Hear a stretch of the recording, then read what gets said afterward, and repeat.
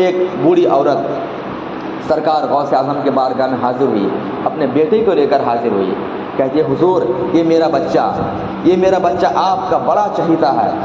یہ میرا بچہ آپ سے بڑا محبت رکھنے والا ہے، آپ کی بڑی عقیدت اس کے دل میں ہے، حضور میری خواہش ہے کہ اسے اپنے صحبت عطا فرما دے، اپنے صحبت میں میرے بچے کو رکھ لیجئے، اور جو کچھ بھی ہو علم دین اس کو سکھائیں، علم تصوف اس کو سکھائیں، یہ آپ کی خدمت میں رہے گا تو بہت کچھ سیکھ جائے گا۔ سرکار غوث اعظم فرماتے ٹھیک ہے جاؤ، اس کو میں نے اپنی خدمت میں قبول کر لیا۔ 15 روز 30 روز مہینہ گزرا، جب 2 مہینہ گزر گئے وہ بوڑھی ضعیفہ عورت پھر سے سرکار غوث اعظم کی بارگاہ میں حاضر ہوتی ہے، سوچا کہ چلو دیکھ کے آئیں، بچہ تو رکھ کے آئی تھی، ماں کا دل ہے کہاں ماننے والا تھا، ماں کا دل ہوتا ہی ایسے ہے کہ بیٹا دنیا کے جس کونے میں رہے ماں کا دل ادھر بستر پر تڑپتا رہتا ہے، ماں کی آنکھوں کی نیند تو حرام ہو جاتی ہے کہ میرا بچہ کس حال میں ہے، ماں کا دل وہ دل ہوتا ہے، ماں کی محبت وہ محبت ہوتی ہے، ماں کی شفقت وہ شفقت ہوتی ہے۔ 2 مہینہ گزرنے نہیں پایا تھا، سرکار غوث اعظم کے بارگاہ میں بوڑھی ضعیفہ حاضر ہو جاتی ہیں، اور کیا دیکھتی ہیں کہ سرکار غوث اعظم رضی اللہ تعالیٰ عنہ بیٹھ کر مرغا تناول فرما رہے ہیں، مرغا کھا رہے ہیں اور ہڈیوں کو ایک سائیڈ میں جمع کر رہے ہیں، ادھر کھایا ادھر ہڈیوں کو جمع کر دیا۔ اب ضعیفہ سوچتی ہے کہ میرا بچہ کہاں گیا، ان کے ساتھ میرا بچہ تو کھانا نہیں کھا رہا ہے، بڑی جگہ چینج کرتی ہے، دوسرے کمرے میں جاتی ہے تو کیا دیکھتی ہے کہ اس کا بچہ بیٹھ کر سوکھی روٹی اور دال کھا رہا ہے۔ ماں کا دل تھا، دیکھنا تھا، دل بھر آیا، رونا دھونا شروع کر دیتی ہے، اور دیکھا کہ بچے کی حالت بہت دبلی پتلی ہو گئی ہے، بچہ جس طرح گھر سے تندرست آیا تھا آج بہت سوکھا سوکھا نظر آتا ہے، چہرے میں جھریاں پڑ گئی ہے، بالکل سوکھی روٹی دال کے ساتھ کھا رہا ہے۔ میں اپنے طلبہ سے گزارش کروں گا، دیکھو میرے طلبہ، بزرگوں کی زندگی کیسے ہوتی ہے، آدمی علم دین کیسے حاصل کرتا ہے، آدمی اس مقام تک کیسے پہنچتا ہے، آدمی اللہ کا نیک بندہ کیسے بنتا ہے۔ اگر تم یہ سوچتے ہو کہ روزانہ مجھے اچھی اچھی غذا ملے، روزانہ مجھے اچھے اچھے لباس ملے، میرے ابا میرے لیے ہر مہینے ڈھیر سارے پیسے بھیج دیا کریں، تو کبھی بھی یہ تمہاری کامیابی کی دلیل نہیں ہے۔ کامیاب وہ بندہ ہوتا ہے کہ جو مجاہدہ کو سیکھتا ہے، جو محنت و مشقت کو جانتا ہے، وہی بندہ کامیاب اور کامران سے ہمکنار ہوتا ہے۔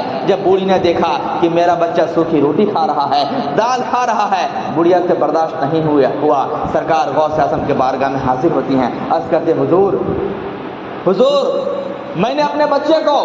آپ کی خدمت میں رکھ دیا تھا، میں نے سوچا تھا میرا بچہ آپ کی خدمت میں رہے گا، کچھ سیکھ بھی جائے گا اور تندرست بھی ہو جائے گا، بڑا بھی ہو جائے گا، لیکن حضور معاملہ تو برعکس ہے، میں دیکھتی ہوں کہ آپ مرغا کھا رہے ہیں اور میرا بچہ سوکھی روٹی اور دال کھا رہا ہے۔ سرکار غوث اعظم نے ارشاد فرمایا، اے بوڑھی ضعیفہ ماں سن، تو اس کا راز جاننا چاہتی ہے، تو اس کا حال جاننا چاہتی ہے، ذرا انتظار کر۔ جو سرکار غوث اعظم نے مرغا کھایا تھا، ایک سائڈ میں ہڈیوں کو جمع کیا تھا، سرکار غوث اعظم کے کشف و کرامت کا حال دیکھیں، اللہ نے کیا پاور دیا تھا عطا دیکھیں۔ سرکار غوث اعظم ہڈیوں کی طرف انگلی سے اشارہ فرماتے ہیں اور فرماتے ہیں قم باذن اللہ، اے ہڈیاں اللہ کے حکم سے زندہ ہو جا، اللہ کے حکم سے کھڑی ہو جا۔ سرکار غوث اعظم کا ارشاد فرمانا تھا، ہڈیوں کا ڈھانچہ جڑنا شروع ہوتا ہے، آہستہ آہستہ باڈی کا ڈھانچہ تیار ہوتا ہے، پورا مرغا بن کے تیار ہو جاتا ہے۔ سرکار غوث اعظم فرماتے ہیں، اے بوڑھی ماں سن لے، یہ دیکھ لے کیا حال ہے کہ مرغے کو میں نے زندہ کر دیا،